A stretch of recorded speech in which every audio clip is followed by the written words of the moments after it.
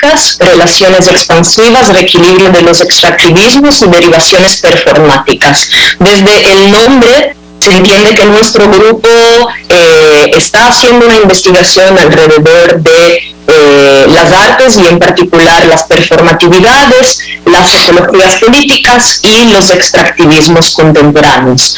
Ahora, hemos organizado esta jornada con varios invitados internacionales y la jornada se lleva a cabo, digamos, en 3 momentos, ¿no? Cada uno de los momentos está protagonizado por uno o 2 de nuestros invitados y tiene también la participación de nuestros estudiantes y graduados que acompañan las ponencias o las presentaciones o los debates de los invitados con algunas interrogantes, propuestas teóricas o artísticas de su parte.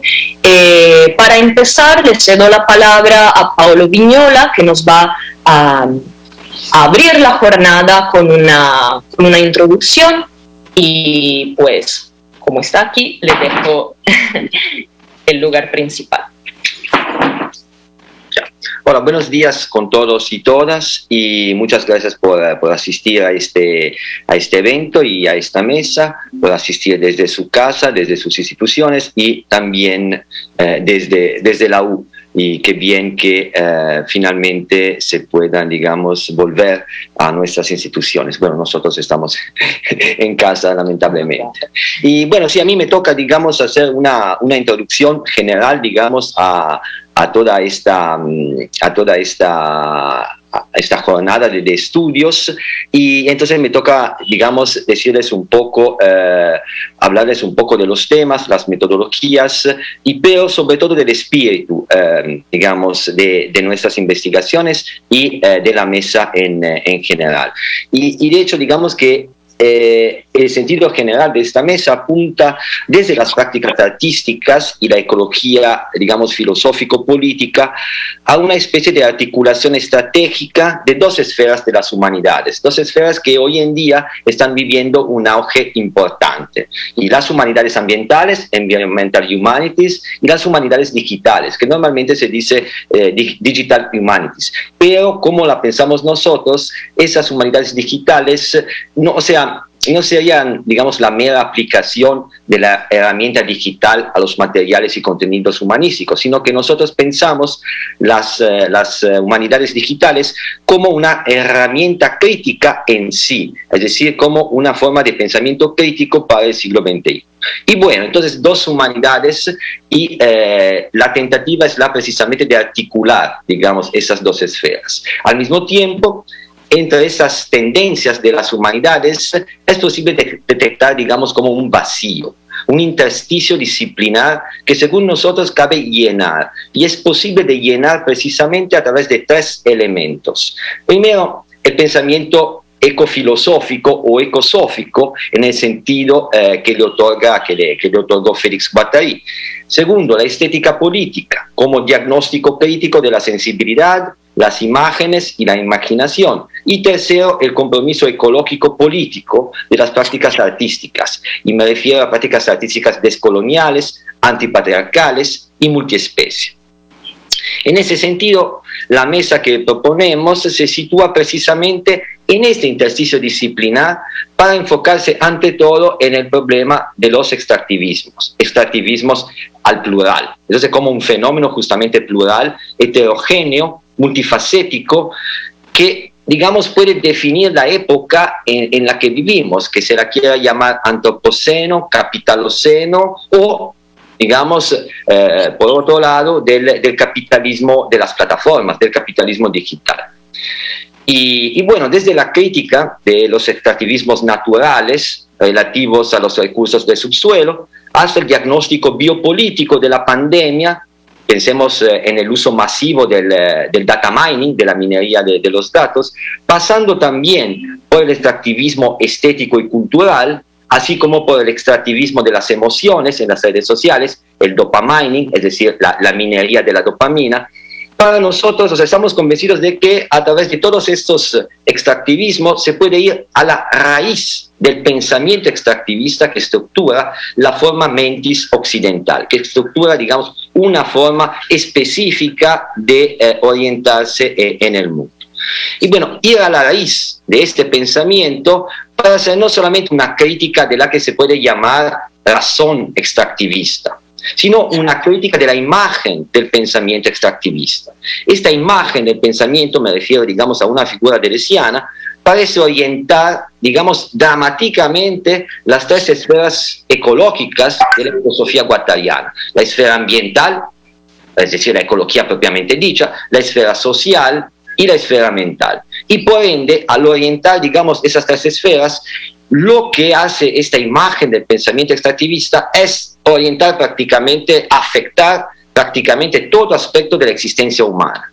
Y así lo que revela es un antropocentrismo inconsciente que atraviesa la ciencia, la epistemología, la política, la tecnología e inclusive el discurso ecológico mainstream, aquello de los grandes summits globales, del greenwashing y de las soluciones smart. Bueno, ahora algunas precisiones sobre lo que entendemos con extractivismo, ¿sí? Bueno, en términos generales, para nosotros cabe referirse al extractivismo desde su conceptualización latinoamericana como, primero, modo de apropiación de los recursos naturales; segundo, estrategia de desarrollo dependiente de otras economías y otras estructuras económicas; y tercero, un estilo, o sea, el extractivismo define un estilo de desarrollo que es, de hecho, insostenible, ¿no?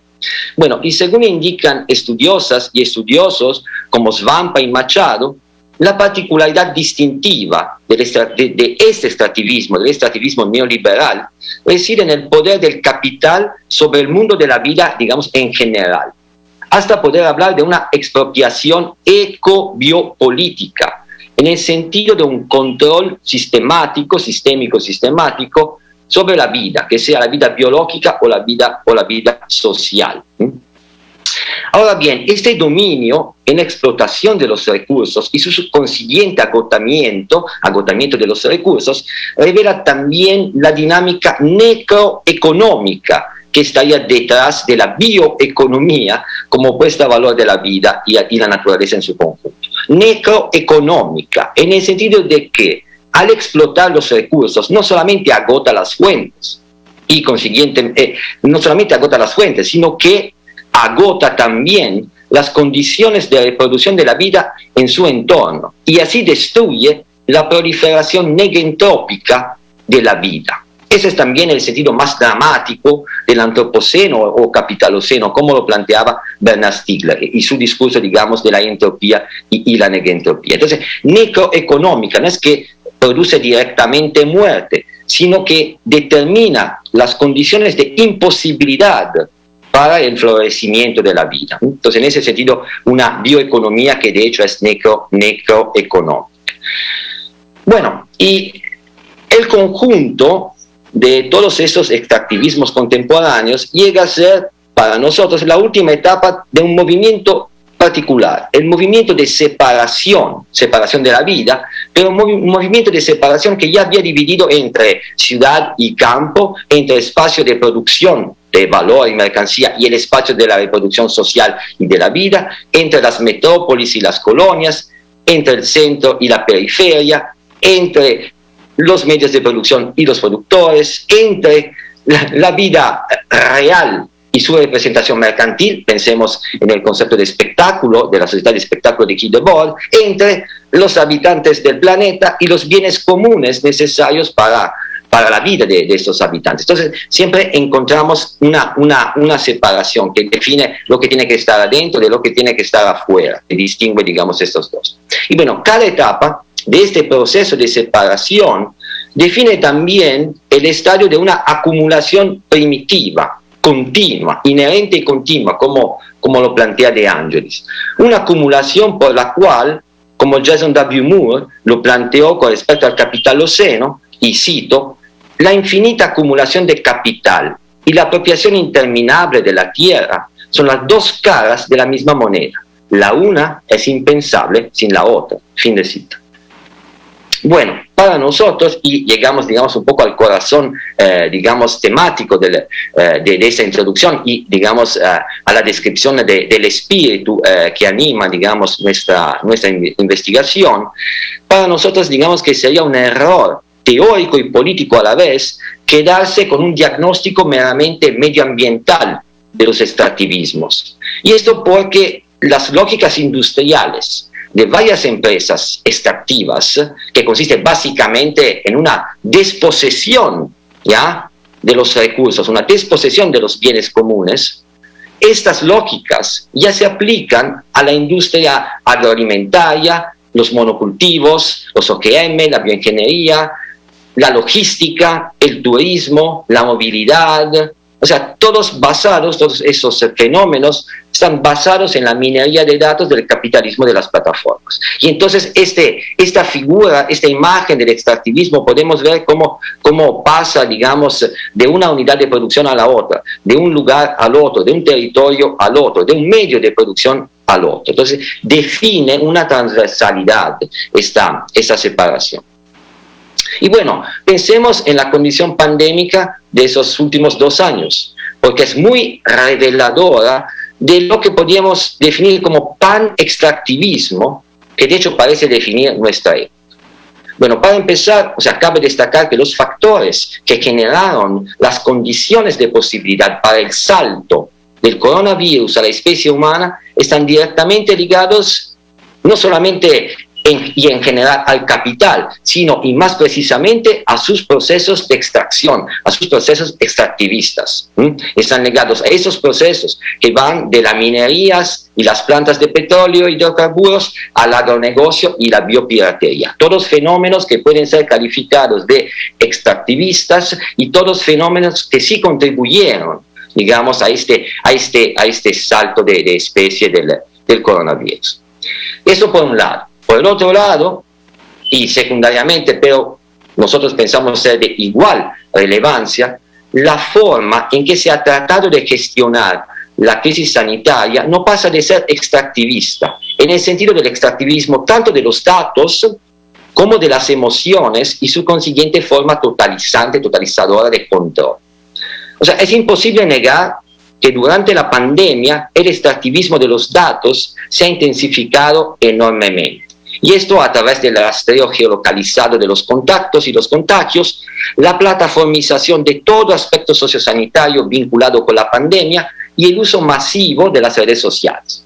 Al mismo tiempo, los sentimientos de miedo, angustia, horror, odio, entre otros, han sido moldeados y modulados por algoritmos precisamente a través de una incesante y sistemática minería de datos, hasta transformar nuestra ecología de los afectos, nuestra forma de relacionarnos, nuestra micropolítica, dirían de los Iguatari, transformar esta ecología de los afectos que rige una sociedad y así llevar a nuestra sociedad a una crisis existencial, social y generalizada. Entonces se puede ver cómo a través de los datos y las emociones, a través de la extracción de los datos y las emociones, se formó un dispositivo de poder que se vincula con la pandemia, ¿no? Y bueno, aquí la razón o el pensamiento extractivista penetra en el fondo del cerebro humano. Y eso como ya lo pretendía, digamos, el neuromarketing.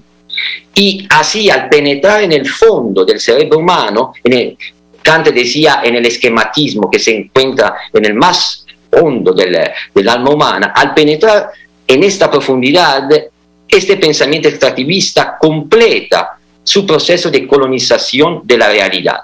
Ya todo puede ser extracto para la economía política vigente, inclusive las emociones filtradas por las redes sociales.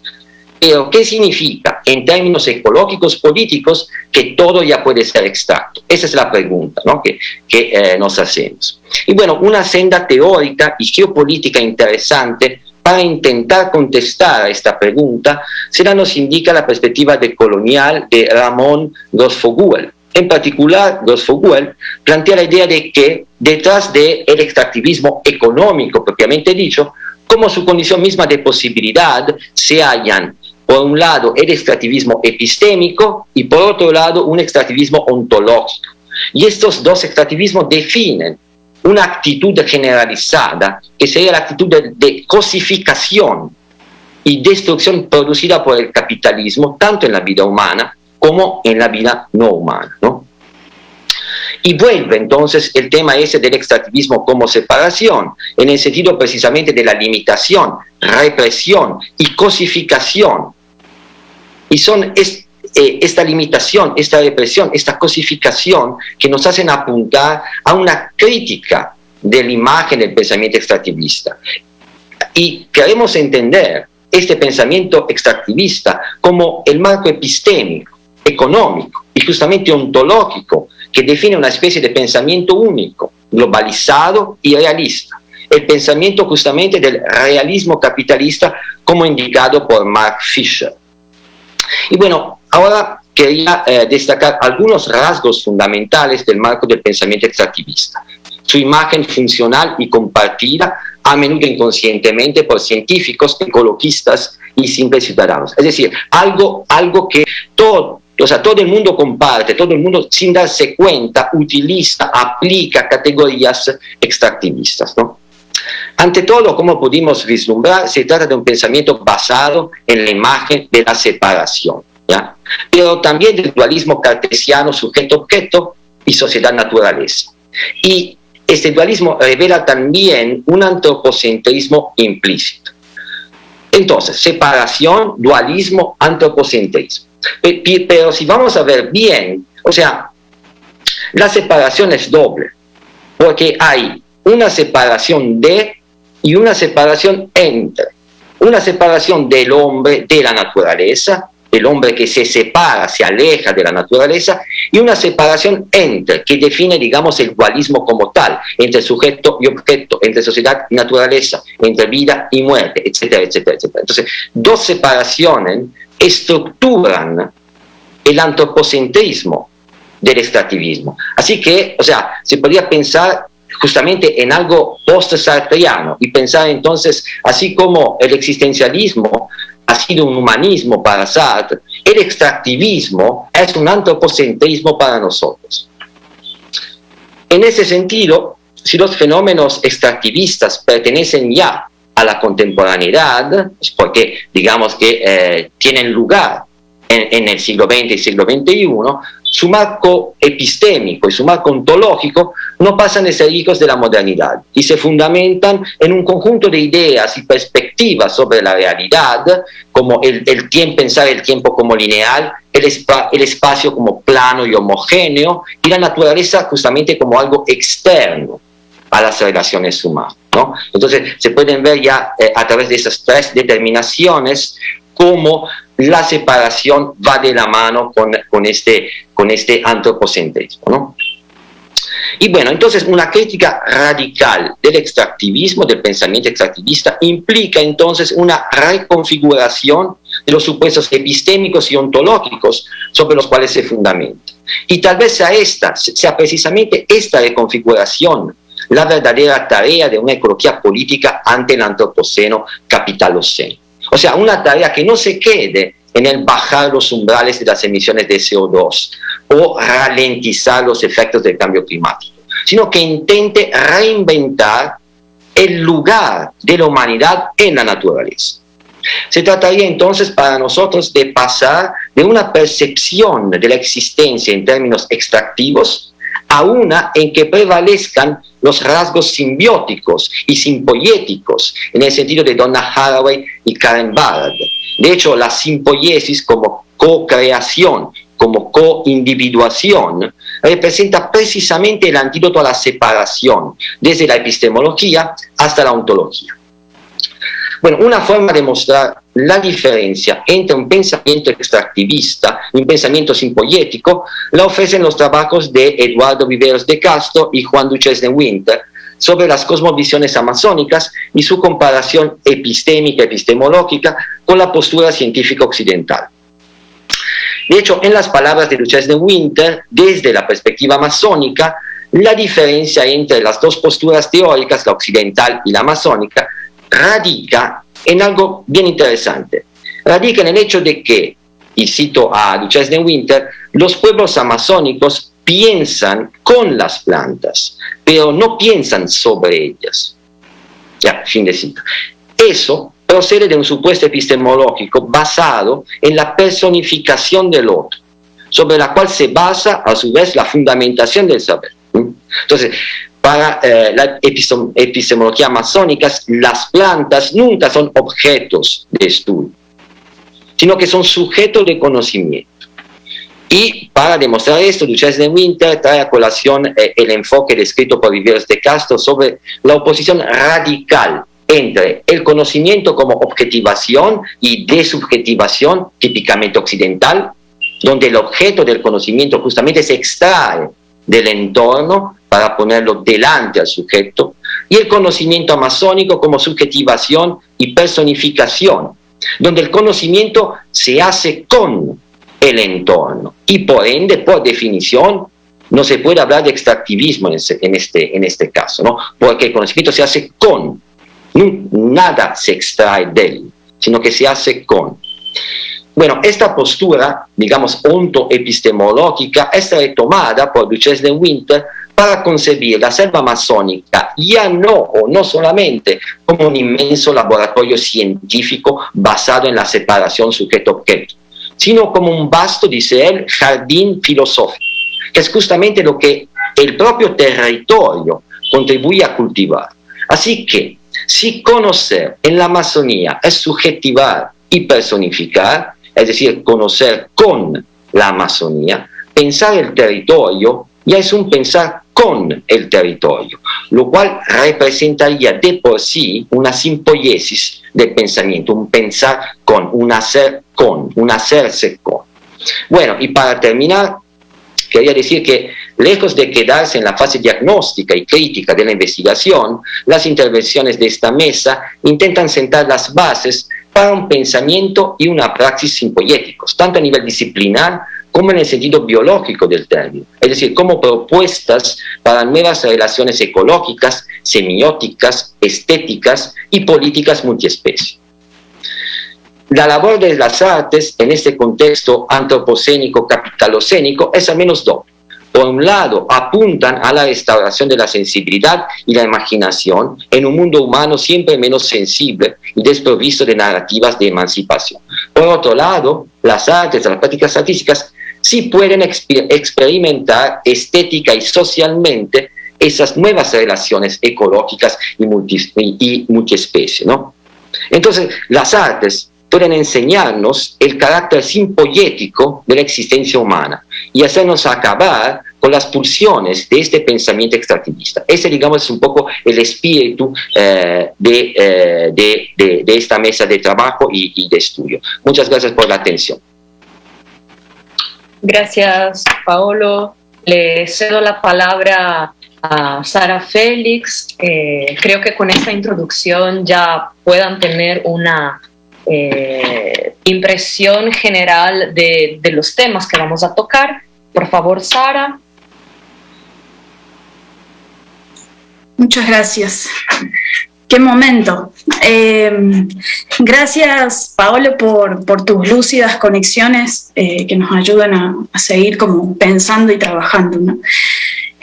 Bueno, benvinda Maura, benvindo Wolfgang, bem-vinda a Tan Teatro. É um prazer e emoção muito grande para nós compartilhar este encontro com vocês. Muchas gracias. Tan Teatro es una compañía escénica brasileña fundada en 1991 en la ciudad de Sao Paulo por Maura Baiocchi, bailarina, coreógrafa, dramaturga, directora, performer y actriz brasileña, pionera de la danza buto en Brasil, con estudios en comunicación y semiótica realizados en Brasil.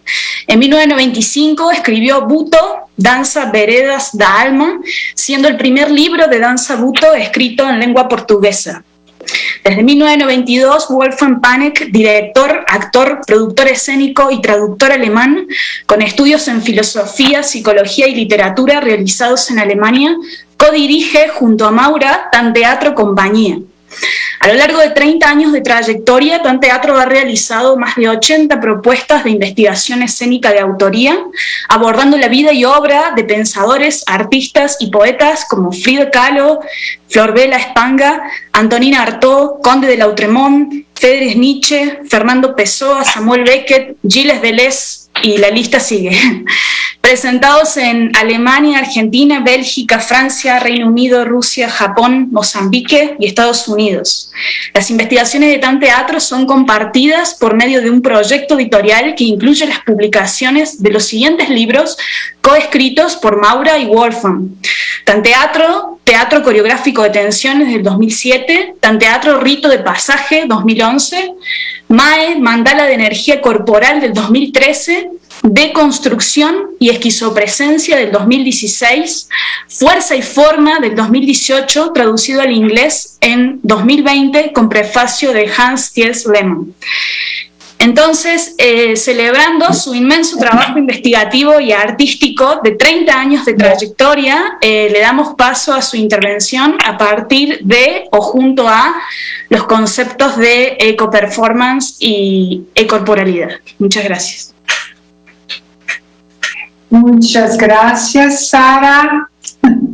Muchas gracias. Sí, son dos Saras, ¿no? Son dos. Muchas gracias a las Saras, a los Pablos, a los Paulo. Paulo, muchas gracias por tu explanación. Disculpa mi español, que no es perfecto, es más un portuñol, ¿no? Entonces, yo soy Maura Baiocchi.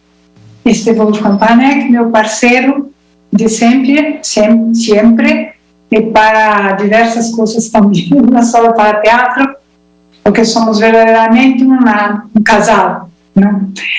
Estamos casados con arte, también con nuestros cuerpos. ¿Sí? Bueno, somos una sim poética. Estamos intentando de hacer de nuestra vida una sim poética completa, ¿no?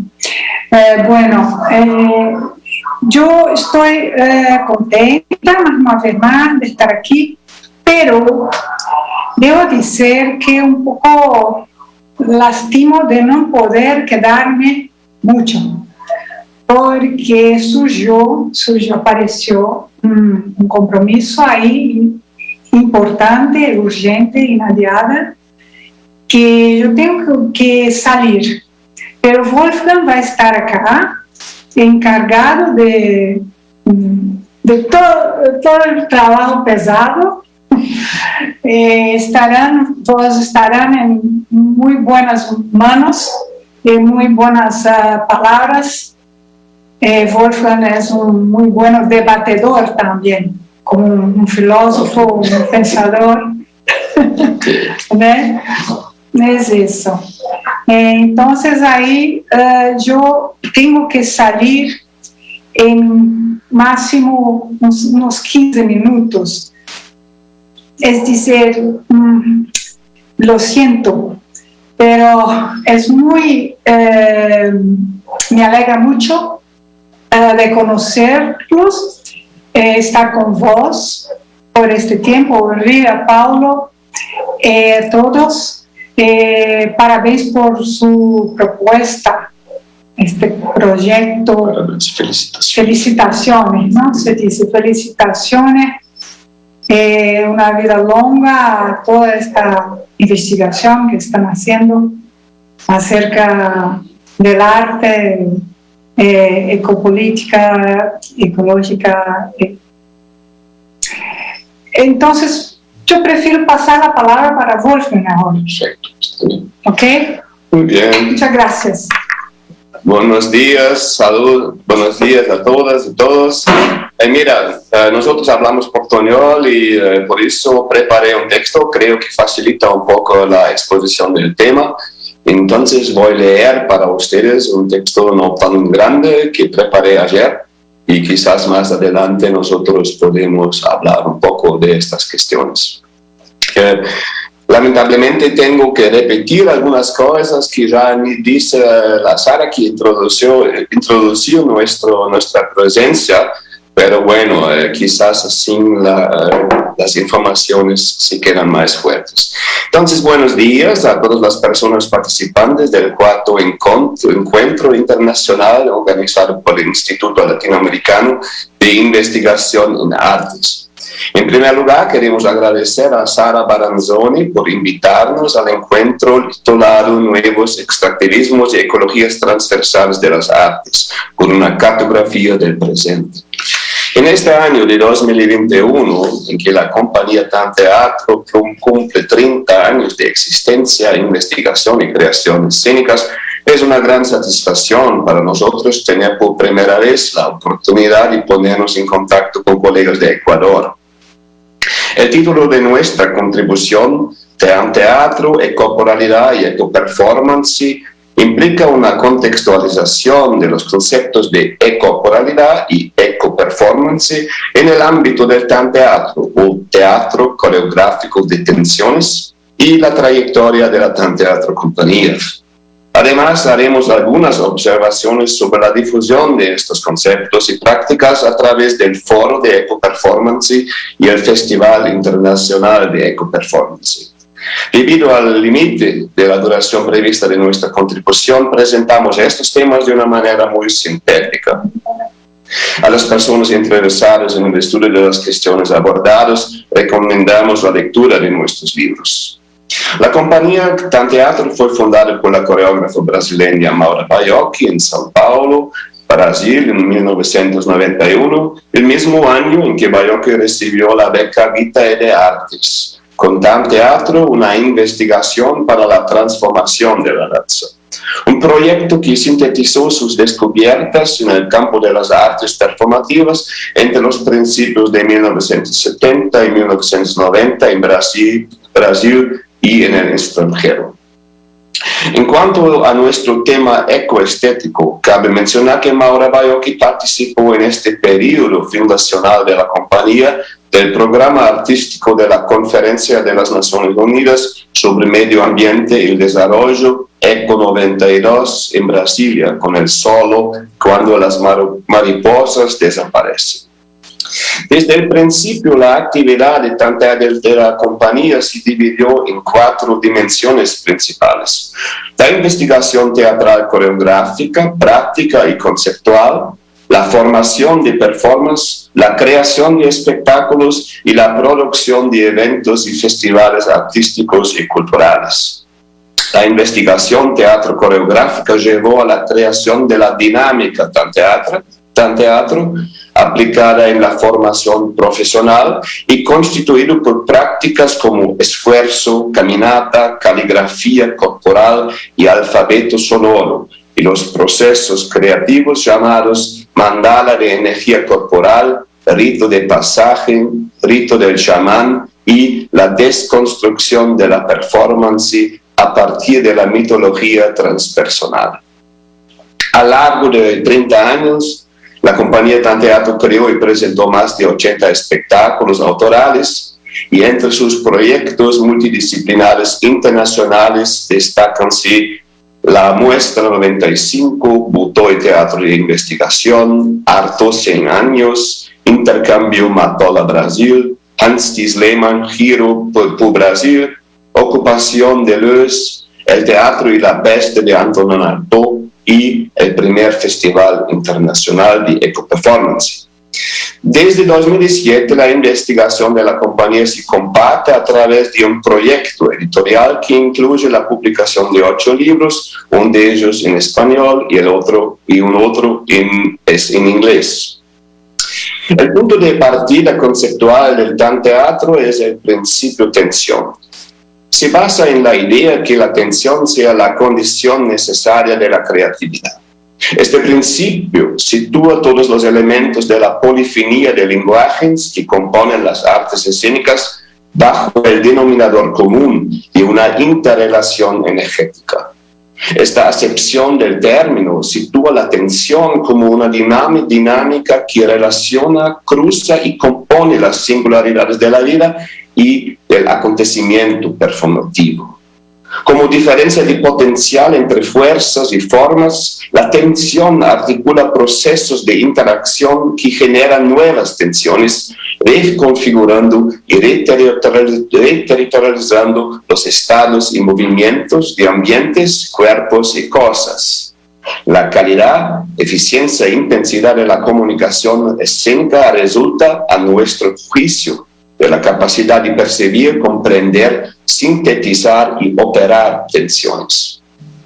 El teatro distingue tres tipos básicos de tensión: intratensiones, intertensiones y infratensiones. Intratensiones ocurren a nivel psicofísico y se manifiestan en la calidad del estado general del cuerpo. Intertensiones se producen entre los cuerpos y medios de cualquier tipo. Infratensiones provienen del campo político sociocultural en forma de valores, creencias, tradiciones, lenguajes, códigos y hechos históricos. Cualquier acción performativa opera simultáneamente intra e infratensiones. En consecuencia, la compañía de teatro busca aplicar los desarrollos del principio de tensión en sus prácticas de formación, educación y creación.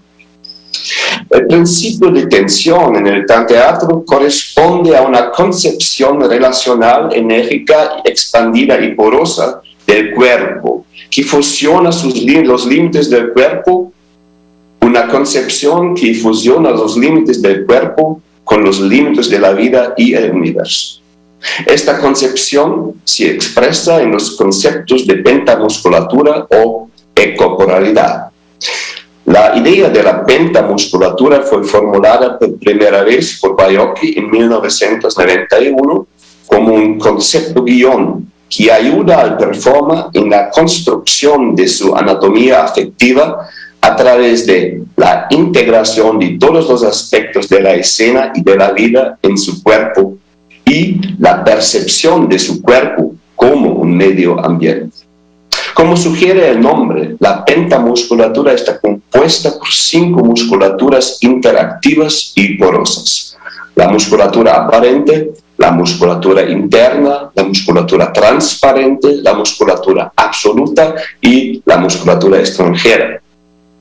La musculatura aparente se refiere a la apariencia del cuerpo: piel, cabello, colores, formas, dimensiones, marcas, incluyendo vestuario y objetos en contacto directo con el cuerpo. La musculatura interna designa todo lo que hay debajo de la piel: músculos, huesos, órganos, arterias, fluidos, células, etc. La musculatura transparente involucra las funciones de sensibilidad, conciencia y cognición, incluyendo el inconsciente, la imaginación, los sueños. La musculatura absoluta apunta para la creencia en una realidad más allá de toda la existencia particularizada, por ejemplo, en física, la energía, que permanece idéntica en medio de todas las transformaciones de la materia. La musculatura extranjera engloba todo lo que existe fuera del cuerpo, fuera entre semillas, los medioambientes y sus elementos animados y inanimados.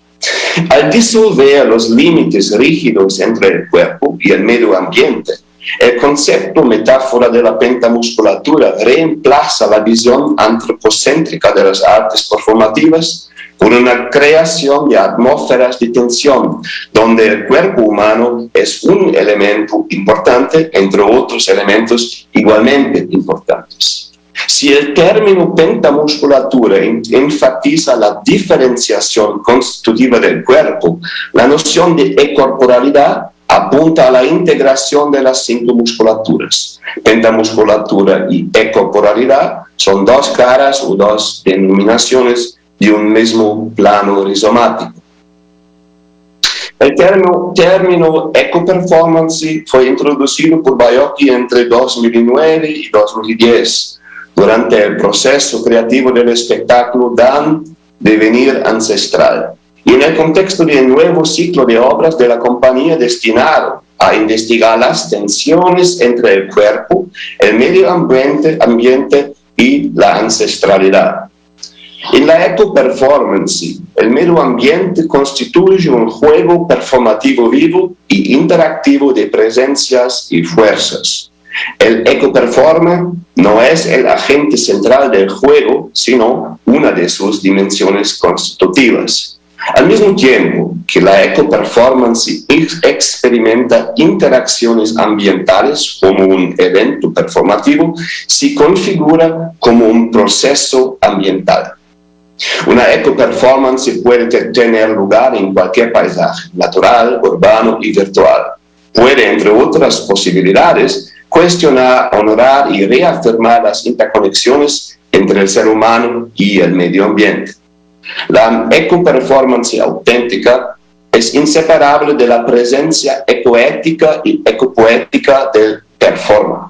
Por lo tanto, la presencia ecoperformativa no debe confundirse con una pose estetizada frente a fondos decorativos.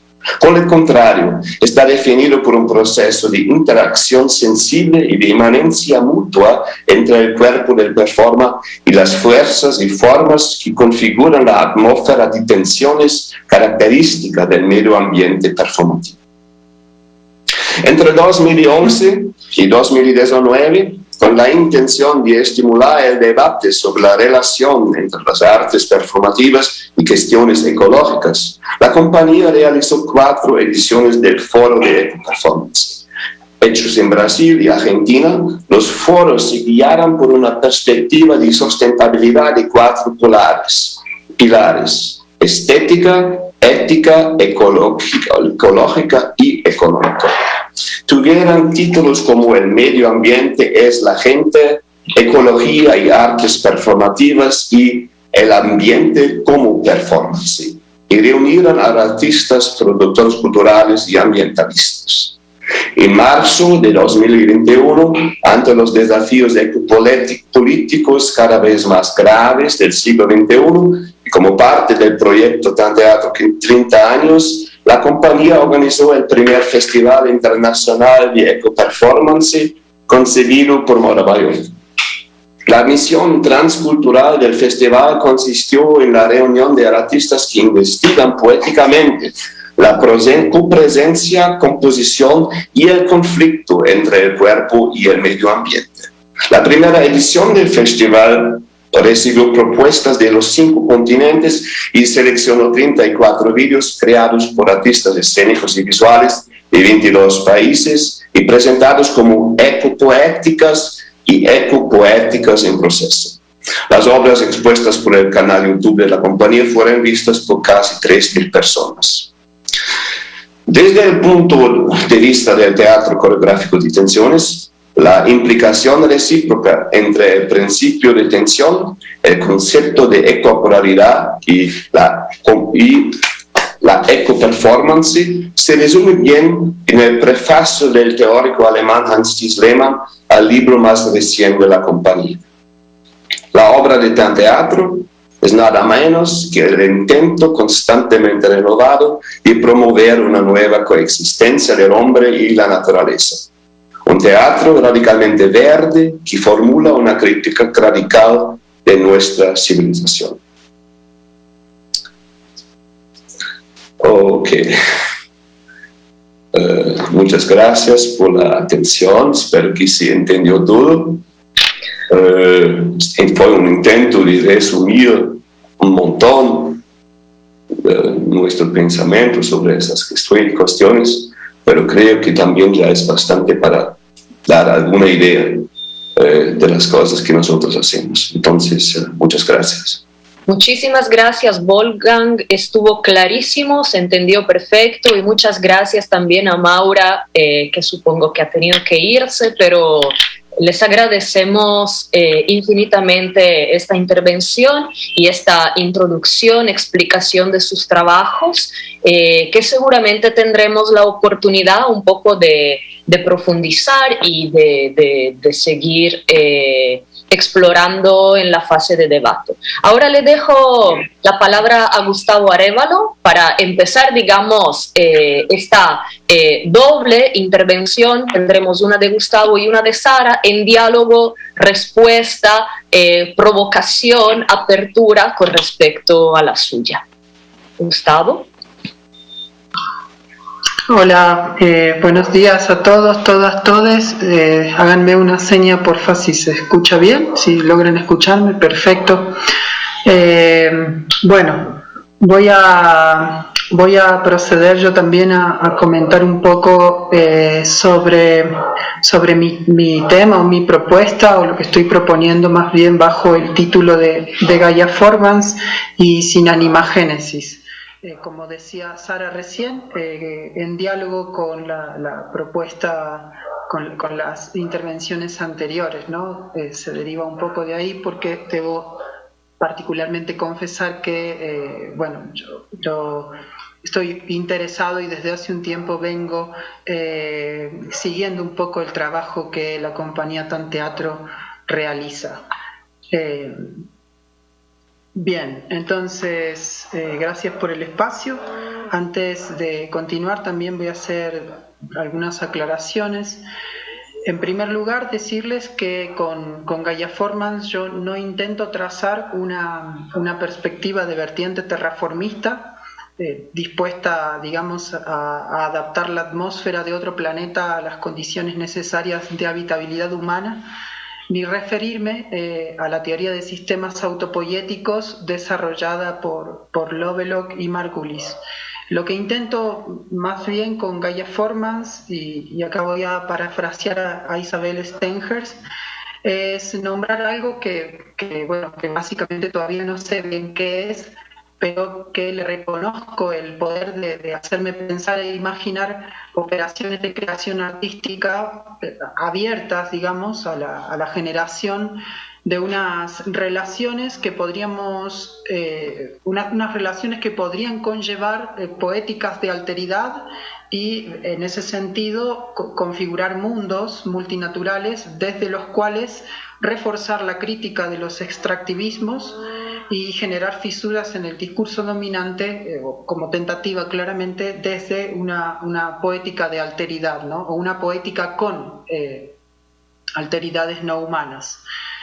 En segundo lugar, quiero expresar que el tema que propongo bajo el nombre Gaia Formans y Sin Animagénesis se ubica en un cuadro de investigación y producción artística transdisciplinario bastante amplio. Y esto no solo por el alcance de las teorías y conceptos que busco poner en juego en el proceso creativo, sino porque integra de alguna manera todas las propuestas de las personas que conformamos el grupo de investigación.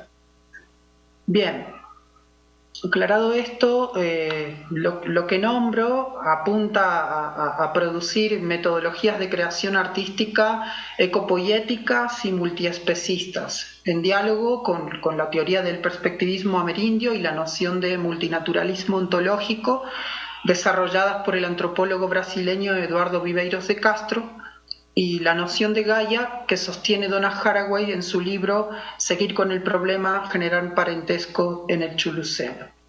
Según la autora, Gaia es una composición simpoética de formas y procesos materiales que implican lo vivo y lo no vivo.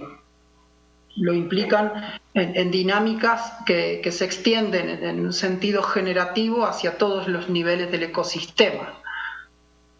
Ahora bien, de estos intermediarios teóricos y nocionales me parece necesario destacar las prácticas y perspectivas indígenas relativas al chamanismo amerindio, ya que las considero un elemento clave para pensar posibles agenciamientos entre Gaia y performance aquí como práctica encarnada y producción artístico-estética. Bien, el chamanismo amerindio, comprendido como un proceso vital, activo, abierto y de afirmación de la alteridad, constituye, según Viveiros de Castro, tanto el fundamento teórico del perspectivismo amerindio como su campo de operatividad, ¿no? En este sentido, el chamanismo es a la vez continente y contenido de unos flujos orgánicos que expresan esa cualidad perspectiva común a muchos pueblos indígenas del continente y que, según la cual, abro cita de Viveiros de Castro, el mundo está compuesto por una multiplicidad de puntos de vista.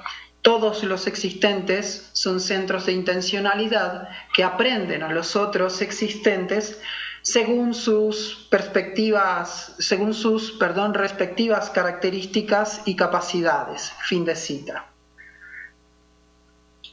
La dimensión de campo de operatividad que a partir de aquí se despliega es evidentemente cosmopolítica, ¿no? en el sentido de la proposición stengeriana, pues al igual que esta, el chamanismo amerindio, como práctica vinculante, reconoce intencionalidades dotadas con perspectivas propias que actúan por fuera de la especie humana. Esta concepción multíplice de la existencia, que eleva al rango de actor agente cualquier alteridad no humana, no solo presenta una doble posibilidad en los hechos, como participante o como fuerza que obra, al decir del profesor colombiano Mario Madroniero Morillo, sino que además nos plantea una epistemología diametralmente opuesta al esquema occidental, o a la imagen de pensamiento, como decía Paolo hoy, a la imagen de la razón occidental, ¿no? Mientras que el conocimiento occidental, digamos, se fundamenta en el paradigma de la separación entre sujeto-objeto, entre cultura-naturaleza, separaciones, cabe decir una vez más, que favorecen las dinámicas del pensamiento extractivista. Bueno, como contrapartida, digamos, a este paradigma de separación, el ideal de conocimiento indígena, dice Viveiros de Castro, se guía por la atribución de subjetividad. Esto es, abro cita del autor, atribuir intencionalidad a un objeto y determinar el objeto de conocimiento como un sujeto. Fin de cita. A ver, en otras palabras, se trata de reconocerle a aquello que estoy conociendo la capacidad de ejercer un punto de vista y, en efecto, de proponerme una imagen del mundo que puede ser irreconciliable a la imagen que yo tengo del mundo, ¿no? Conviene resaltar al respecto que se trata de un procedimiento que rompe el modelo de jerarquía y desplaza la posición privilegiada del ser humano como único sujeto cognoscente. Por lo tanto, se trata de una operación de pensamiento no antropocéntrica, ¿no? Que en este sentido, digamos, tensiona el paradigma de la separabilidad. Otro rasgo que me interesa del campo de operatividad de los chamanes es la noción de multinaturalismo ontológico. La multinaturalidad, tal como la presenta Viveiros de Castro, conlleva unas relaciones de continuidad muy profundas que pueden rastrearse en los mitos amerindios. El discurso mítico nos confronta con un acomodamiento del estado de las cosas en una coyuntura anterior al cosmos. En otras palabras, nos plantea un ejercicio de imaginación de largo alcance en la medida en que los tiempos del mito son tiempos de una complementariedad tal que las barreras corporales entre especies no existen. Se trata de tiempos de interpenetración, de integración y de reunión. Tiempos en los que el ser humano es un ser humano-animal, animal no humano al mismo tiempo. Podríamos pensarlo así, ¿no? En ese sentido, una vez más, tiempos que tensionan el paradigma de la separabilidad. Esta brevísima explicación de las relaciones de continuidad existentes en los mitos se puede declinar en prácticas de conocimiento muy concretas. prácticas que se realizan a través de la unión con el universo vegetal. Las plantas, escribió Emmanuel Coxia, abre cita, ven lo real en sus formas más ancestrales, cierro cita. Mientras que para ciertos chamanes, por ejemplo, de la tradición Aido Pai, Kamentsá o Kofan, después del mundo crudo o del mundo considerado crudo, una vía de acceso al conocimiento de la farmacopea natural se da por medio de un conocer con, ¿no? De un conocer con las plantas que trae a presencia, en este caso, en el caso de estas tradiciones, trae a presencia el jaguar, que es a su vez el alma de un ancestro. Plantas que convocan la corporalidad del animal que tiene el espíritu, digamos así, del abuelo, ¿no? Esta manera de conocer con el holobionte planta evidencia que en sus relaciones simbiogenéticas la planta presenta un nivel que es irreductible a los fenómenos de la biología. La planta, pues, desde estas perspectivas, no es únicamente con los organismos del suelo, sino que es también flujo de pensamiento y sentimiento ancestral, lo que Donna Haraway llama simpoiesis sinanimagética, y que entre los amerindios podemos traducir como ser suelo vegetal, animal no humano, humano espiritual al mismo tiempo, ¿no? Algo así como una imagen del devenir con un cuerpo otro, un pensamiento otro. O sea, una operación simpoiética, diría yo, de cuerpos sentipensantes, una combinación antes que una separación. Ahora bien, para ir terminando, si consignamos todo esto que referí, es decir, la atribución de subjetividad, la continuidad corporal como política de integración de la alteridad y las prácticas simpoiéticas de producción de conocimiento que implican niveles de espiritualidad, niveles sinanimagéticos, si consignamos, digo, todo esto en la tentativa de agenciar los procesos de Gaia, ese conjunto de fenómenos simpoiéticos que implican lo vivo y lo no vivo, con el potencial analítico y artístico que tienen los estudios de performance, no solo, digamos, vamos a tener que delimitar el campo de estudio por fuera de los actos humanos, sino también y sobre todo vamos a tener que problematizar el paradigma de la autorreferencialidad de lo performativo, ya sea desde los actos relativos al habla o desde la materialidad corporal que se escenifica, ¿no? Al combinar Gaia y performance nos damos la posibilidad, pienso, de hacernos a un lado y desmontar de nuestros cuerpos el privilegio de ser el lugar de lo artístico o desde donde se proyecta o se origina el acontecimiento artístico. Nos damos la posibilidad de desmontar de nuestros cuerpos el privilegio de ser el único contradispositivo de enunciación o la territorialidad donde se libra la batalla política y se practica el disenso.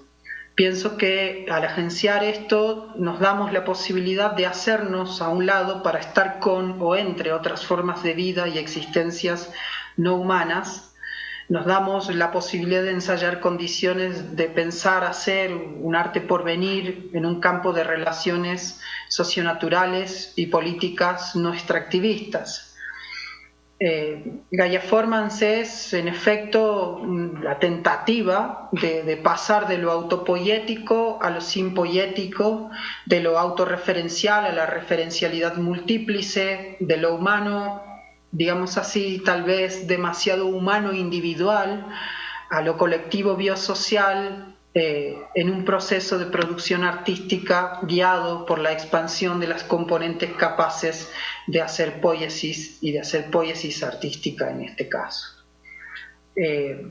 Básicamente eso es lo que yo quiero compartir como para luego retomar en el diálogo, en el espacio de diálogo para debatirlo, retroalimentarlo y bueno, ver hacia dónde nos puede llevar esto, ¿sí? Muchas gracias.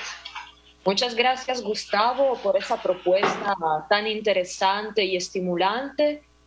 seguro vamos a tener material para la discusión. Aprovecho para decir que tanto los asistentes en línea como los que están de forma presencial, si es que tienen preguntas o quieren contribuir al debate, estaremos recogiendo sus preguntas y daremos paso al debate en poco tiempo. Sí, ahora le paso la palabra a Sara Félix para su intervención. Sara, por favor.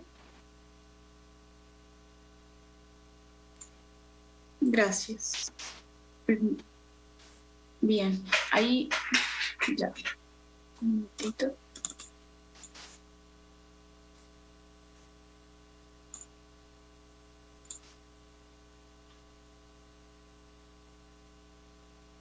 Se ve la pantalla, ¿no? Sí. Ya. A esta breve presentación le puse un nombre tentativo: hacerse paisajes. Los cuerpos de 3 hormigas yacen en la aparente quietud de lo espeso. La silueta de un humano cuerpo brilla en otro aparente silencio de la floresta. Artefactos oxidados de peso desproporcionados ocupan caminos cercanos al río Upano. Incontables perforaciones a máquina atraviesan el cuerpo de los ríos. Se desconoce la hora, pero puede saberse desde cuándo.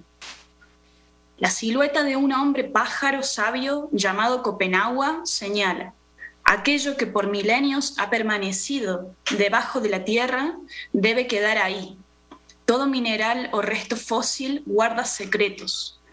Sus cuerpos no son para ser desenterrados ni sacados a la luz. Son para vivir en el secreto de lo subterráneo. Descomponerse en el bosque tropical. Al inicio del día, una sustancia oscura, aceitosa y de olor penetrante cubre el cuerpo del río. Ahora, una lámina espesa y densa no deja penetrar el sol. Debajo de esta lámina y del agua, mezclada de esta sustancia, especies acuáticas habitan y respiran hasta agotar el sol, que tenían reservado en sus cuerpos. Después, ya no ingresa más luz a sus cuerpos. Los movimientos comienzan a perderse y caen lentamente hacia un fondo sin tiempo. Nemátodos, piojos y ciempiés se detienen descomponiendo hojas secas para el próximo suelo. A las 3 de la mañana, parientes de las comunidades de ríos de maíz beben la infusión visionaria, cuentan lo soñado, interpretan, planifican y comienzan a relacionarse con la floresta. Más de una centena de pasos atraviesa el bosque. En el encuentro de los 3 astros celestes, la luna negra da espacio a manadas de lombrices que buscan alimento junto a la penumbra de sus cuerpos. Las diosas menores son sensibles a la luz. En zonas montañosas y selváticas, cercanas al Océano Atlántico del Norte, habitan comunidades que se alimentan de las cenizas de sus parientes muertos. En las cenizas habitan los espíritus de los cuerpos que se fueron. Partes de árboles secos caen en los suelos de los espacios. Las termitas vivirán adentro, las hormigas vivirán debajo y los hongos en la superficie descascarante de pedazos de húmedos troncos. Juntos, cada cual en espacios distintos, lo devorarán a diferentes velocidades. Digerido y descompuesto, será suelo. ¿Cómo será nuestro cuerpo cuando esté preparado para descomponerse? ¿Será saludable para otros suelos? Más de 1 millar de pasos atropellan la noche del bosque. Después, en el mismo transcurrir de una noche extensa que no logra ver la luz, un cuerpo milenario se desploma en la tierra. Multitudes sobrevuelan el espacio y una lluvia de lágrimas dulces acuna todo cuerpo despojado. Habitantes de lo indecible, transparentes guardianes, besan el cuerpo milenario y van a posarse en las manos tibias de niñas que moldean nidos con arcilla. Aún retumba en la noche la caída de un cuerpo multitudinario. ¿Cuántos años tendría y cuánto tardó en caer? Caravanas de ácaros, nemátodos, protosarios, bacterias, algas, lombrices, cochinillas, miriápodos, gorgojos y hongos cubren el cuerpo milenario. Lo habitan, lo devoran. Se descompone la memoria del cuerpo haciéndose rastro en la humedad de la tierra. Ese momento también es hoy. Amanece, escarabajos remueven el suelo, mientras la sombra de máquinas ahoga un río. Armadillos cavan trincheras cada vez más profundas, semillas lloran del cielo. ¿Procedencia? ¿Intervención? Masas de mujeres fertilizan con su sangre menstruante la tierra en llamas. ¿Dónde comeremos la ceniza de su cuerpo?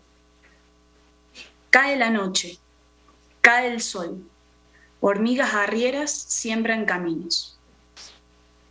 Ahora, desde las sombras y en la humedad, especies de hongos reciben energías dulces de otras especies compañeras, devoran en las sombras los desechos de la devastación, mientras son medicina para cuerpos enfermos que habitan en la afectación.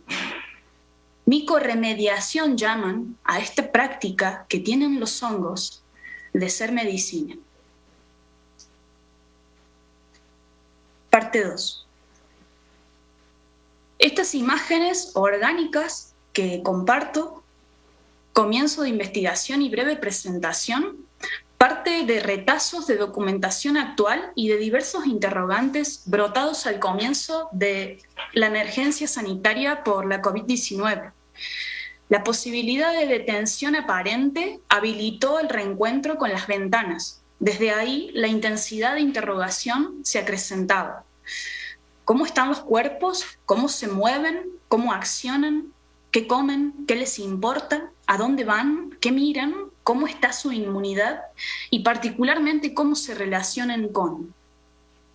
En este sentido, las interrogantes a los cuerpos no refieren en exclusión a los humanos, sino también a los espacios y las demás especies con las que habitamos y deshabitamos también. La sustracción humana de los espacios públicos, privados, compartidos y abiertos dio espacio a que diversas especies habitaran de manera efímera o más duradera lugares comúnmente ocupados por la especie humana. En simultáneo y con mayor resonancia pública, durante el año pasado, oleadas de incendio y profundización de proyectos extractivistas provocaron la desaparición de un sinnúmero de hábitats y refugios, generando desplazamientos y desorientaciones de diversas especies, expandiendo aún más las urgencias del presente con su continuidad. 3 lecturas de este inicio fueron y son fuentes de nutrición valiosa. Cada una de ellas son poderosas invitaciones, llamados, pistas y propuestas de interconexiones diversas para la descomposición y recomposición de habitar con un planeta dañado. Vivir en las ruinas, paisaje multiespecie en el Antropoceno, es un libro que reúne un conjunto de artículos escritos por la antropóloga Anna Steen a partir de investigaciones en torno al hongo Matsutake y sus implicancias relacionales en espacios arruinados. Para la investigadora, paisaje es la práctica de actividades humanas y no humanas. Es un punto de encuentro para los actos humanos y no humanos y un archivo de actividades humanas y no humanas del pasado. Ecología de los paisajes llama a los organismos que pueden ser encontrados juntos o agrupados en un lugar. El término tiene varios legados, sin embargo, en la traducción está próximo al concepto de agenciamiento propuesto por Gilles Deleuze y Félix Guattari. Steen llama paisajes de perturbación lenta a aquellos que se nutren y adaptan en colaboraciones interespecie, Ejemplo de ellos son los hongos Matsutake, que crecen con bosques de pinos rojos, también especies pioneras de áreas perturbadas en Japón, sudeste asiático y Estados Unidos. Las pesquisas que realiza en territorio, estableciendo relaciones en los bosques junto a recolectores de Matsutake, humanos y no humanos que se alimentan de él, la lleva a pensar en los conocimientos cinéticos de los recolectores, conocimientos sobre cómo moverse por el bosque. Considera la recolección del hongo como una forma de danza, como arte emergente de la vida cotidiana. Relacionar las conexiones que generan especies diversas entre sí en los momentos de recolección involucra un cambio en la perspectiva de estos encuentros y sensibilidad para escuchar todos los cuerpos, las memorias, los movimientos que provocan paisajes multiespecies. A su vez, la investigadora y bióloga feminista Donna Haraway, en su libro Seguir con el problema, generar parentescos en el Chuluceno, propone prácticas relacionales multiespecies para mejorar las maneras de vivir en un planeta dañado con responsabilidad, esto es, responsabilidad y habilidad de ensayar cambios. Señala así que el hecho científico y la fabulación especulativa se necesitan mutuamente y ambos necesitan al feminismo especulativo, pudiendo ser la necesidad de narrar y fabular desde una perspectiva feminista maneras de expandirse con la otredad, la diferencia, haciendo y deshaciendo cuerpos y colaborando para asumir otras formas de relación con las demás especies que también habitan el mundo. Para Haraway, estos entrelazamientos ficcionales, científicos y feministas, bajo las siglas SF, son un método de rastreo que sigue hilos en la oscuridad. El Chuluceno, compuesto de dos raíces griegas, non y kainos, juntas nombran un tipo de espacio-tiempo. Kainos, tiempo de comienzos, tiempo para la continuidad y la frescura, puede estar lleno de herencias, memorias, llegadas, de criar y nutrir lo que aún puede llegar a ser. Haraway dice, entiendo a Kainos como presencia continua, densa, con hifas, infundiendo todo tipo de temporalidad y materialidad. Así, entre conceptos, llamados y especies compañeras, un paisaje subterráneo de relaciones multiespecies crece a cada instante y en este momento. Un cuerpo enmarañado de hifas, esto es, filamentos microscópicos que reunidos entre sí forman el micelio, el cuerpo vegetativo de los hongos. Este cuerpo de los hongos subterráneos crece, según informaciones, 1 centímetro por hora. El micelio vegetativo se expande profundamente en la tierra para captar nutrientes y extenderse en el sustrato, y a su vez el micelio reproductivo se expande por la superficie, dando lugar a la parte aérea y reproductiva del hongo. Este cuerpo subterráneo es un tejido vivo relacional. Allí, nutrientes, minerales circulan desde lejos, a partir de otros troncos descompuestos a kilómetros. La trayectoria de alimentos genera uniones con las raíces de las vegetaciones e intercambios, siendo especies vegetales quienes ofrecen azúcares a los hongos. Esta interacción entre especies recibe el nombre de micorriza, palabra de origen griego que define la simbiosis entre hongos, micos, y las raíces, rizos de las plantas. Las asociaciones mutuas entre los organismos permiten compartirse alimentos y al mismo tiempo compartirse la tarea de la descomposición. Con especial interés, algunas especies de hongos tienen el potencial de descomponer las moléculas orgánicas de contaminantes extremadamente nocivos para la vida, como son distintos derivados de petróleo y pesticidas, eliminándolas del suelo y el entorno. Este proceso, conocido como bioremediación, especialmente micorremediación, cuando la capacidad biotransformadora de los hongos degrada la toxicidad de los contaminantes que yacen en los suelos. Hasta aquí, vale decir que determinadas especies de hongos, además de las particularidades ya mencionadas, resultan ser medicinales para curar afectaciones a la salud también humana provocadas por el paradigma actual de extracción de recursos en los territorios, incluidos, claro está, territorios ecuatorianos, dejando a su paso en la memoria de todo cuerpo perforaciones y devastaciones en distintos grados de visibilidad y afectación. Ahora bien, resulta importante para este inicio de pesquisa asociativo y de rastreo la palabra metamorfosis, del griego meta, más allá, y morfé, figura, forma, y transformación, del latín transformare, cambiar de forma, y sus posibles desplazamientos. En el caso del micelio, como tejido subterráneo viviente, la forma que lo habita es indefinida y cambia a cada momento, de acuerdo a los flujos de intensidad relacionales con otras especies y estados, como la abundancia o escasez de humedad y oxígeno. Desde el universo escénico quisiera iniciar un posible tejido entre los conceptos de Steen, Haraway y el pasaje subterráneo multiespecie, y la posibilidad de escénica postdramática de piezas paisajes. Gertrude Stein, escritora experimental y dramaturga feminista, trabajó en la concepción forma de pieza-paisaje a mitad del siglo pasado. Con extensos conocimientos en la pintura y las artes visuales, desarrolló una escritura para la escena en la que priman las presencias de estados, cuerpos, objetos y voz en el escenario a partir de la indagación en los lenguajes visuales y sonoros por sobre las historias de carácter lineal y la acción.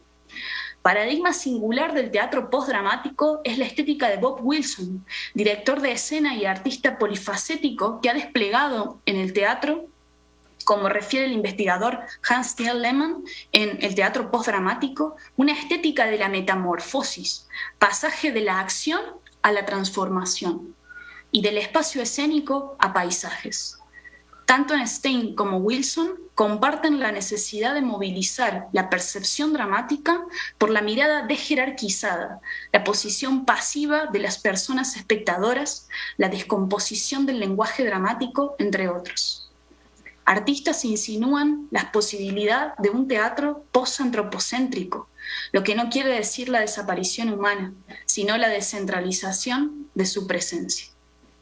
Hasta acá, a modo de dar paso a líneas suspensivas de este inicio de investigación, asociación y rastreo, las siguientes intenciones.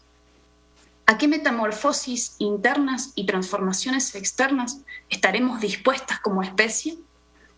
¿A partir de qué prácticas artistas transdisciplinares la sensibilidad y percepción pueden desplazarse para que las modificaciones de relación con el mundo nos revelen pistas de otras habitabilidades posibles? ¿Cómo, a partir de la observación, relación e investigación del micelio de hongos medicinales, puede proyectarse una tentativa metodológica de creación? ¿Cómo expresarán, expondrán los cuerpos multiespecies la estética del hoy, es decir, la de la urgencia? Gracias. Muchas gracias, Sara, por tu intervención poética y bien estimulante. Ahora, yo retomaría justamente de estas últimas preguntas que hiciste para dar inicio a la discusión y para interrogarnos precisamente, ¿no?, sobre estas relaciones que dibujan un paisaje abierto, rico de relaciones, rico de posibilidades para co-crear para esto que hemos definido simpoiesis, ¿no? Hemos estado atravesando varias propuestas que nos indican de la importancia de descentralizar a lo humano, tanto en las concepciones medioambientales, en las ecologías políticas, pero también en el mundo del arte, ¿no? Entonces yo propongo empezar. Quería también ofrecerles las disculpas de Paolo, que ha tenido que ausentarse a su vez, porque necesitaba dar una parte de su clase del día de hoy, y luego se va a reintegrar en el equipo, pero bueno, por el momento ha tenido que alejarse, y si hay preguntas para él, las vamos a recoger y se las pasamos enseguida, ¿sí?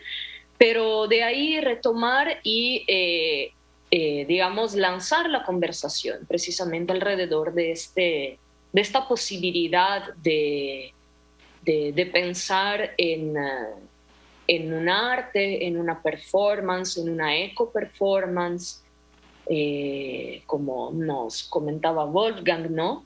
Donde este papel de lo humano se descentralice y se puedan innestar ese tipo de relaciones, de co-subjetivaciones entre seres múltiples y multiespecies, ¿sí? No sé si Wolfgang quiere recoger un poco las ideas, la palabra, quiere profundizar algunas propuestas o si hay otras intervenciones acá.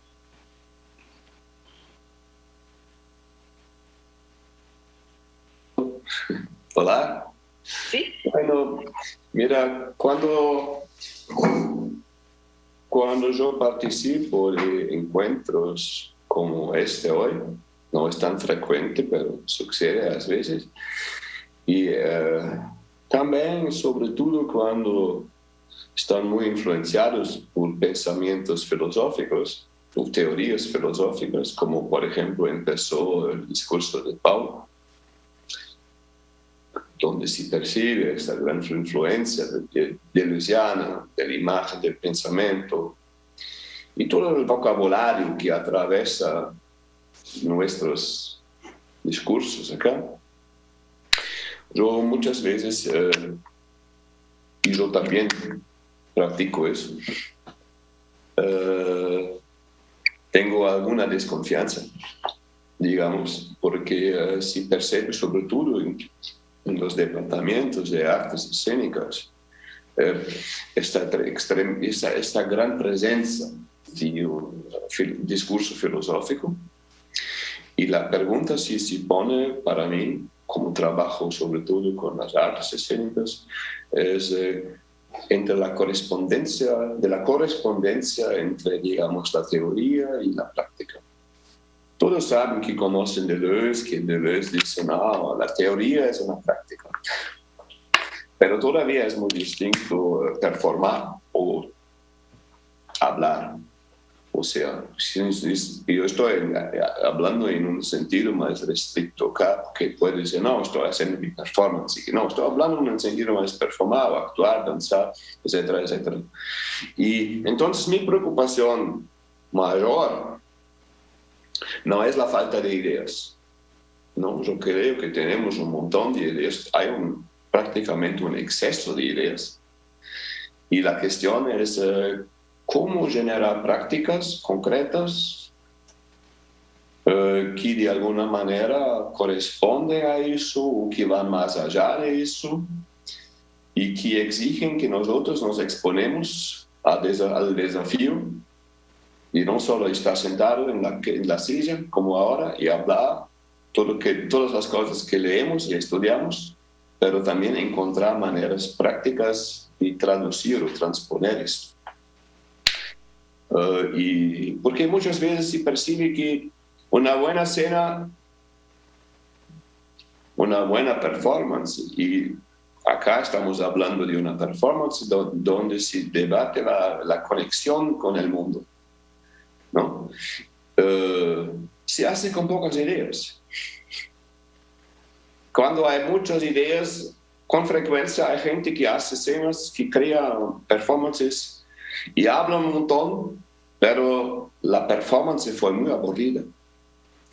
Puede provocar un poco, ¿no? Hay performances que son extremadamente aburridas y no pasa nada y no se ve nada de la teoría que la persona estaba utilizando. Y hay un desequilibrio entre la parte, digamos, teórica y la parte de realización. Como en todos los aspectos de la vida hay, digamos, una deficiencia. Pero para nosotros que trabajamos con las artes escénicas, creo que es muy importante intentar encontrar, que es muy difícil, estas prácticas, ¿no? Y que son prácticas no solamente de una interiorización de nuestra experiencia interior profunda, pero que tienen también la capacidad de comunicación con las personas que posiblemente ven el trabajo. ¿no? Y porque lo que hablamos sobre la interconexión con las plantas, con los minerales, con todas estas cosas, es muy lindo, ¿no? Muy interesante y probablemente importante. Pero podemos incluso pensar cuánto tiempo pasamos con los libros y con las escritas y cuánto tiempo pasamos efectivamente con el acto de performar desde las ideas que articulamos. Entonces, esa sería mi primera intervención, digamos, de recordar que las artes escénicas son, en primer lugar, o la performance, o como quieres llamar, son una práctica. Y yo concordo con Paulo que la idea de la imagen del pensamiento, o digamos, o como dice, el aspecto trascendental que nortea nuestros actos, muchas veces sin conciencia, es necesario comprender cuánto nos movemos en una determinada óptica. Incluso el tema de la centralidad de nosotros. Es muy fácil hablar que antropocéntrico es muy malo ser antropocéntrico, pero es muy difícil no ser antropocéntrico, ¿no? Es extremadamente difícil no ser autorreferente. Mismo en una eco-performance, como nosotros hablamos, ¿cómo es de facto no ser la parte central de la performance, como ser solamente una parte de la composición, etcétera, etcétera? O sea, exige mucha experimentación, porque no creo que ninguna persona tiene un dominio, ninguna persona, digamos, tiene la reserva de mercado. No, yo soy la persona integralmente integrada en la naturaleza o en los ambientes. No, es un acto constante, porque las fuerzas que mueven la gente creció de una cierta manera, se habituó, piensa, incluso si puede preguntar si no es una parte de nuestra constitución, de ver todo desde un punto de vista centralizado. Yo soy el centro del mundo, la Tierra es el centro del universo, todas esas perspectivas. Es fácil decir que esto es algo que debe ser superado, pero superar de facto es complicado. Y el mismo vale para nuestro trabajo concreto. Entonces, digamos, estoy queriendo también hacer como un incentivo de decir, tenemos un montón de ideas buenas y debemos encontrar las prácticas más diversas para realizar lo que soñamos o quizás realizar algo distinto de lo que nosotros pensamos. Muchas gracias, Wolfgang. De hecho, efectivamente, digamos que esta mesa de Lilia es la primera etapa de nuestro grupo de investigación que enseguida pasará precisamente a la experimentación creativa. Entonces, aquí nos reunimos. Estos medios no nos dan muchas más posibilidades que estar hablando sentados en una silla, pero podemos seguramente decirles que no nos limitamos a esto, ¿sí? Yo quisiera recalcar la idea de tensión que vertebra todo el trabajo de Tanteatro y pensar efectivamente a esta, digamos, descentralización de lo humano como lo que definiste como una infratensión, ¿no? Del campo político, del campo social, del campo ecológico. Entonces, más como una necesidad imperativo, absoluto, de eliminación de lo humano, pensarlo como una tensión, como una visión hasta, ¿no? que nos pueda orientar o que pueda, por así decirlo, dirigir nuestras fuerzas vitales y energías, ¿no? Al momento de la creación. Yo creo que en este sentido podríamos pensarlo de forma más oportuna que verlo solamente como una necesidad de eliminar y no recomprender. Tiene Gustavo la mano levantada, no sé si los demás participantes también pueden pedir palabra, entonces adelante Gustavo. Sí, bueno, no sé si Wolfgang quieres responder a esto o comentar lo que decía Sara, o yo agrego algo más y de pronto ahí podemos ir conversando. Puede hablar. Ok, entonces, no, pienso que justamente lo que tú mencionas, como abres esta mesa de diálogo, justamente pone el dedo en las metodologías, ¿no? Que es algo que nos estamos preguntando, es decir, ¿cómo hacer? ¿Cómo realmente, digamos, me pregunto yo, por ejemplo, cómo activar en una creación artística la subjetividad de una alteridad? ¿Eso cómo se hace? Y cuando tú mencionas y haces esta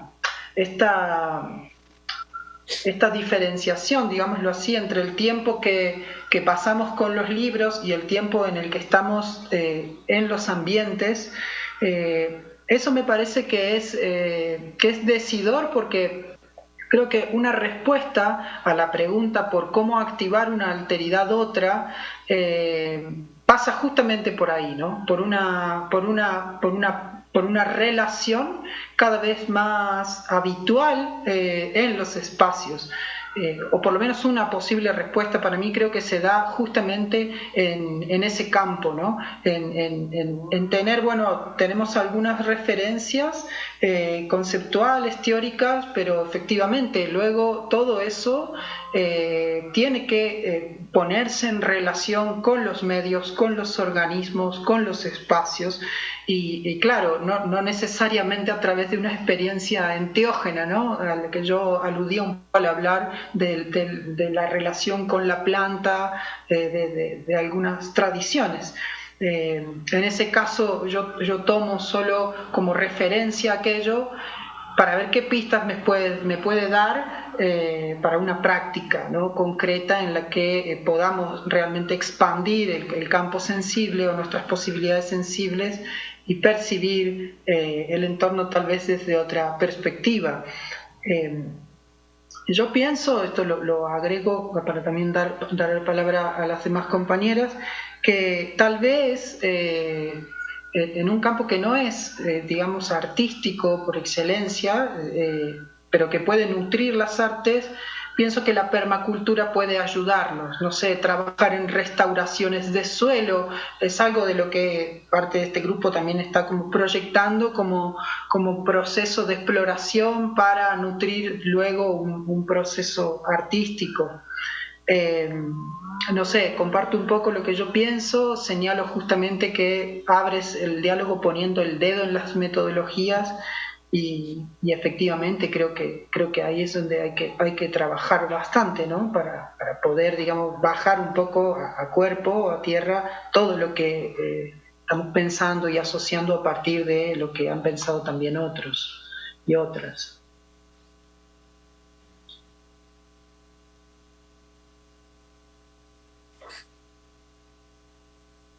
Bueno, si nadie está hablando, voy a hablar. Sí, no, claro, el factor, vamos primero Sara, ¿no? Yo no soy a favor de la eliminación del humano. Yo, Wolf, ni la Teatro Compañía, ni la Maura, nada, no hay nada de eso. Eliminar, bueno, no sé quién habla de eso, pero de cualquier manera, digamos, como en Foucault, el rostro humano desaparece en la arena y cosas así, ¿no? Como un periodo de superación, el fenómeno humano en la forma conocida hasta ahora debe ser superado. Es como el superhombre de Nietzsche, por ejemplo, ¿no? Una nueva forma de ser, y ahí podemos decir, esto ya no es más humano. Pero yo creo que solo la idea de la eliminación del humano de las artes performativas es un contrassenso. Podemos imaginar una dimensión performativa del paisaje, de ambientes, de interacciones de todos los tipos, pero obviamente necesitan nuestra conceptualización, ¿no? Si nosotros nos transformamos como seres humanos, ya es otro punto. Si nos alcanzamos otros paradigmas al respecto de nosotros, si logramos transformar nuestra afectividad, nuestra forma de pensar, todo eso es interesante e importante, pero yo creo que no. Es una otra manera, exactamente como dice Sara, es una otra manera de percibir sí mismo, de aprender otras maneras de interacción y de aprender otras formas expresivas. Y en nuestro caso, puedo decir, el punto de vista del teatro sería un poco así. Cuando vemos una obra concreta o una performance o algo, nos percebemos, mismo cuando solamente miramos para un lugar cualquier, no necesariamente la naturaleza, para cualquier ambiente. Nuestra propia conciencia ya proyecta un montón de cosas en lo que ve y percibe la performatividad del ambiente, de los seres, de los entes que frecuentan este lugar. Entonces, y ahí puedo hacer una conexión con la idea del extractivismo de que habló Paulo, que es, sí, la escena performática está muchas veces caracterizada por un, digamos, un antropocentrismo. Yo soy el héroe de la historia, yo soy el centro de la performance y no percibo que el acontecimiento escénico efectivamente es una composición y que muchas riquezas se pierden o no son descubiertas cuando pensamos constantemente yo soy la estrella de la escena. Todos, digamos de una forma muy banal, pero todos me miran, yo soy maravilloso. O no, la idea que el teatro o la danza soy yo, ¿no? Es un gran equívoco de nuestro punto de vista. El teatro se pasa en el famoso entre las múltiples interacciones de la escena. Y cuanto mayor nuestra capacidad de percibir, interagir con la diversidad de estos elementos, y esto es algo que se debe experimentar y también entrenar, es un entrenamiento afectivo de la sensibilidad y saber cómo reaccionar con algo que está fuera de mí, que se pasa en este espacio poco tangible dentro. Bueno, necesita hacer y ahí surgen cosas que la gente ni imaginaba muchas veces, ¿no?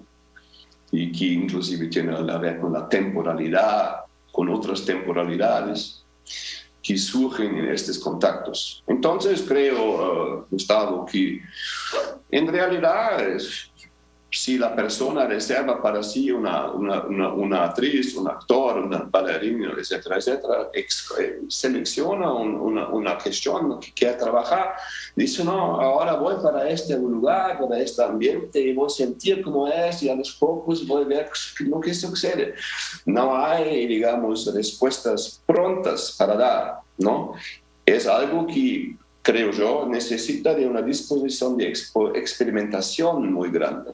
Un poco como dice Artaud, el teatro todavía no existe, ¿no? Y es decir, la descubierta, la gran oportunidad de generar otras cosas y no tener que presentar inmediatamente resultados que están como, digamos, perfectos, ¿no? Claro que si tiene después de algún tiempo un espíritu crítico para avaliar, para percibir, para mirar, no es... Ni toda experiencia es interesante para los otros, ¿no? Pero bien, pero de cualquier manera yo creo que es importante buscar estos periodos de experiencia y ver cada persona descubre su manera de hacer algo de eso, ¿no? Y es también el aspecto lindo porque cada persona puede generar un pequeño mundo a través de su trabajo. Gracias por esas palabras, Wolfgang. Yo quiero resaltar dos de las que dijiste. La primera es entre, y yo creo que si empezamos a pensar entre, que además es uno de los términos que constituyen, ¿no? la etimología de la palabra inteligencia, ¿no? Pensar dentro de las cosas, las relaciones entre las cosas. Yo creo que podemos aprender mucho más allá de las descentralizaciones y más allá de los principios creativos.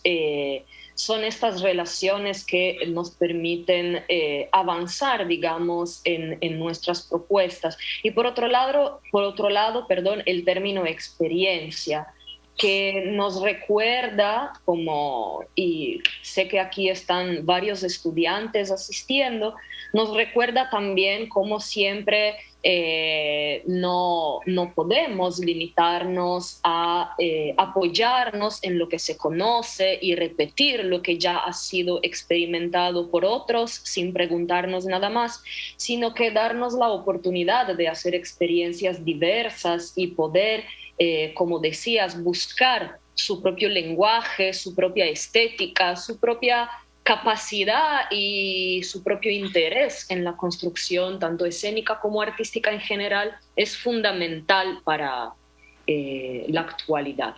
Sara creo que quería hacer una intervención. Les aviso que en algunos minutos vamos a dar un pequeño receso y luego retomaremos a las 11 con la segunda parte de nuestra jornada. Gracias, Sara.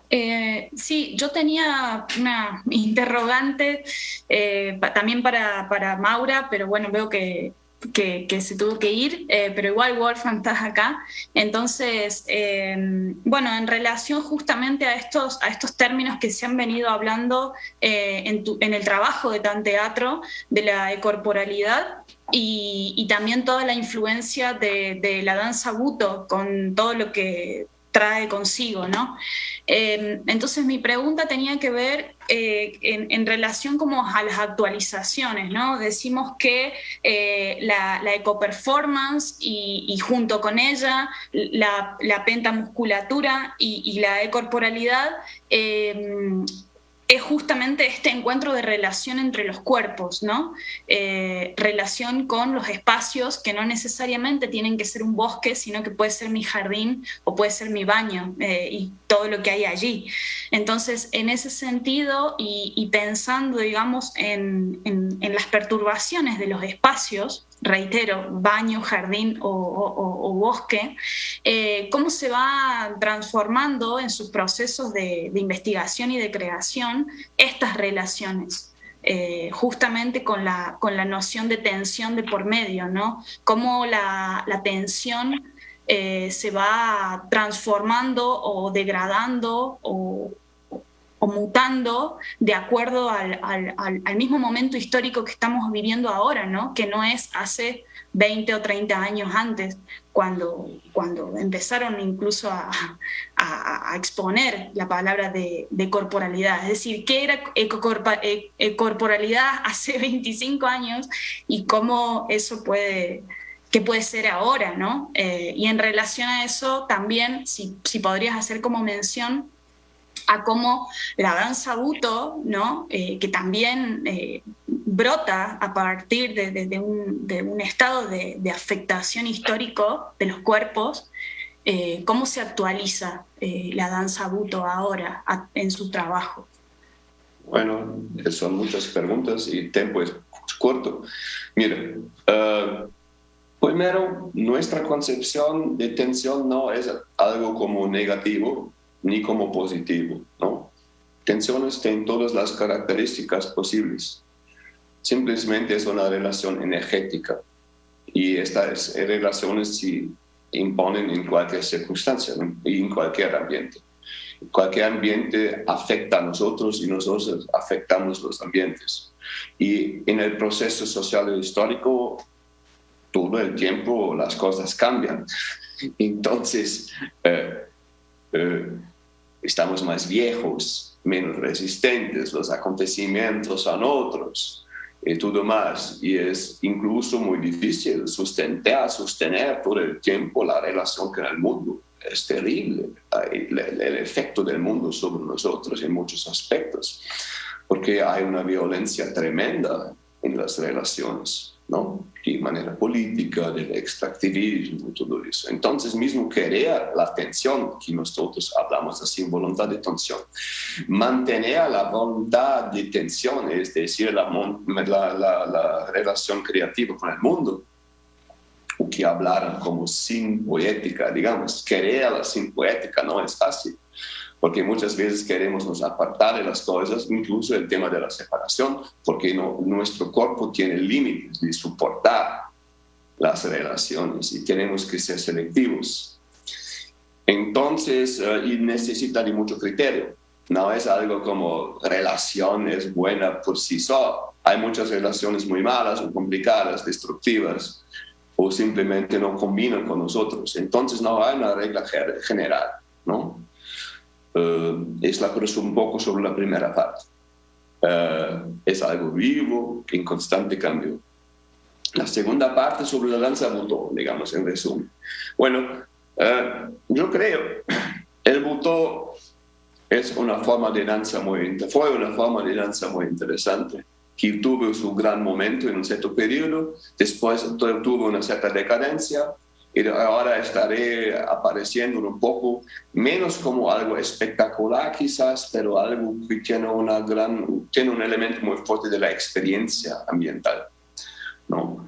Los grandes nombres de la danza butó ya no existen como existían en el pasado, y ahora tenemos mucha gente que a veces llamo como buturista. Es la combinación de butó y turista, que es viajar por el mundo y experimentar varios paisajes y todo más, y que es muy interesante y lindo. Y en este caso, a veces hay un problema que es focar mucho en la naturaleza. También puede decir que no está se concentrando en las condiciones históricas, sociales, concretas, urbanas, que afectan a nosotros. Entonces, la relación con el ambiente natural no puede ser simplemente una sustitución de los actos sociales urbanos, ¿no? Es importante, es de gran importancia, pero la vida humana se pasa de alguna forma en aglomeraciones urbanas, chiquitas o grandes. Entonces, así, necesitamos tomar conciencia que el butó empezó como un movimiento de gran importancia política, y actualmente es para algunas personas un poco como una fuga del político y una fuga de los embates y de las discusiones sobre la vida social. Es como a veces un mundo apartado. Yo creo que las dos cosas son comprensibles, pero es importante tener atención para eso.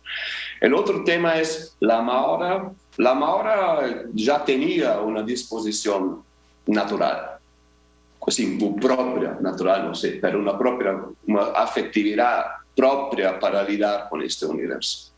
Y ya estaba trabajando sobre el tema de la atención anterior al butó. Cuando encontró y aprendió con Kazuo Ono, había un momento, inclusive citado en uno de nuestros libros, que es así, la única, porque Ono dirigía la Maura y dice para ella, mira, tensión siempre.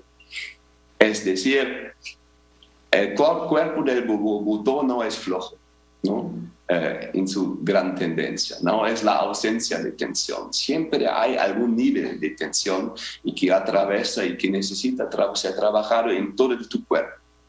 Y esta percepción que en nuestro caso nos llamamos, digamos, de intratensiones en combinación con las intertensiones, o sea, lo que se pasa del punto de vista tensivo en tu cuerpo y que está directamente ligado con el fuera, y obviamente con el proceso histórico y cultural que estamos vivenciando. Bueno, esto es algo que no tiene una receta, es simplemente, y puede haber otras palabras para denominar el mismo, pero esta atención de nosotros, que digamos, que tengamos la capacidad de percepción y transformar eso en una presencia, en acción de toda la complejidad de relaciones que existen en el espacio performativo y también en el espacio cotidiano. Y hacer una buena selección cuando se trata de la obra que queremos crear, porque la obra necesita siempre elegir los elementos que son de mayor importancia para tu tema, para la que nosotros llamamos tensión existencial que quieres trabajar. Bueno, estas son algunas observaciones. Es un tema muy largo, disculpa, Sara, y el tiempo está corto. Bueno, muchísimas gracias. Yo creo que quedan ahí abiertas algunas cuestiones como justamente esta de la tensión y de la voluntad de tensión, que me parece una expresión muy fuerte y muy sugestiva que deberíamos pensar un poco juntos, ¿no? En particular en un mundo en que todo se nos quiere simplificar, se nos quiere proponer como sencillo, si una experiencia no está atravesada o sea, si una experiencia está atravesada por tensiones, si una situación es una situación de tensiones, a menudo tratamos de abandonarla o de escaparnos o de no pensarlas. En fin, creo que es algo muy urgente repensar también para el día de hoy. No quiero alargarme más, quiero agradecer a todos los participantes de esta primera parte de la jornada. Nos damos un receso de 5 minutos, nos volvemos a ver a las 11:10 para retomar con la segunda parte de la jornada. Y ahí con nuestros invitadas de la segunda parte, ¿sí? Así que muchas gracias. No se vayan, nos vemos en 5 minutos. Gracias. Gracias.